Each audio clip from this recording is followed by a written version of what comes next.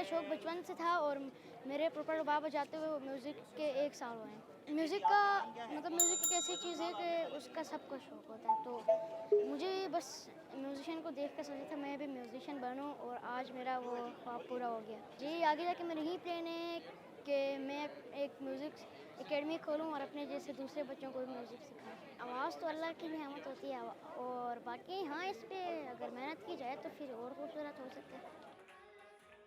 ये ब्लाइंड बच्चों का एक पहला डेब्यू था और जो कि बड़ी बात है और बड़ा एक आउटस्टैंडिंग चीज़ है जिसमें इन लोगों ने पार्टिसिपेट किया।